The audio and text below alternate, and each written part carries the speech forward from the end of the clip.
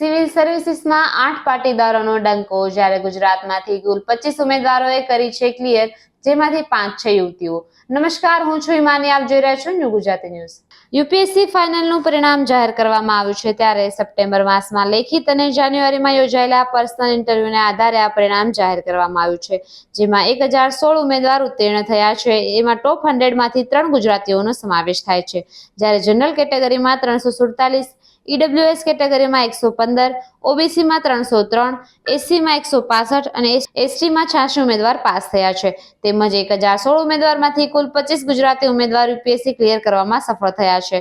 આમ ગુજરાતના ઇતિહાસમાં પહેલીવાર 25 ઉમેદવાર પાસ થયા છે. આ પહેલા 2014માં 22 ઉમેદવાર સફળ રહ્યા હતા, જેનો રેકોર્ડ તૂટી ગયો છે. જ્યારે આ પરીક્ષામાં પાટીદારોનો પાવર જોવા મળ્યો હતો અને 8 ઉમેદવારે મેદાન માર્યું હતું.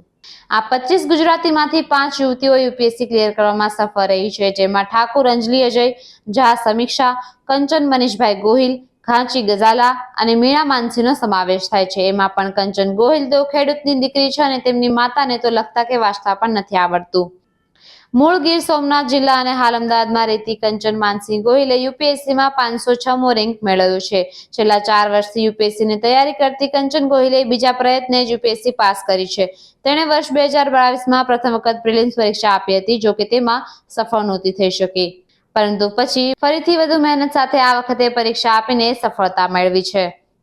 જ્યારે જેનિલ દેસાઈએ દેશભરમાં 490 રેન્ક મેળવીને પરિવાર અને સુરતનું નામ રોશન કર્યું છે. મૂળ અમરેલી જિલ્લાના જીરા ગામના જેનિલ દેસાઈ સુરતમાં પરિવાર સાથે રહે છે. પિતા એમ્બ્રોઇડરી વ્યવસાય સાથે સંકળાયેલા છે. એસવીએનઆઈટીમાં મિકેનિકલ એન્જિનિયરિંગ સુધીનો અભ્યાસ કર્યો છે. આ સાથે યુપીએસસીની તૈયારી શરૂ કરી દીધી હતી. જેનિલે જણાવ્યું હતું કે યુપીએસસીના 2 પ્રયાસ કર્યા હતા, જેમાં એકમાં ઇન્ટરવ્યુ સુધી પહોંચ્યો હતો પણ નિષ્ફળ રહ્યો હતો. જ્યારે ત્રીજા પ્રયાસ કર્યો હતો ત્યારે સફળતા મળી હતી. યુપીએસસી સાથે બીજી પણ મેં એક એક્ઝામ ફોરેસ્ટ વિભાગની આપી હતી. તે ગત વર્ષે આ પરીક્ષા પાસ કરી હતી.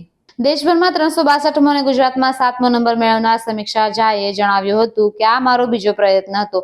અપેક્ષા નહોતી, પણ હવે અમે બધા ખુશ છીએ. મેં મારા પિતાની દીકરીને આઈપીએસ બનાવવાની અપેક્ષા પૂર્ણ કરી છે. યુપીએસસી કરવાની ઈચ્છા જાગી હતી, તેથી તેના માટેની તૈયારીઓ શરૂ કરી હતી.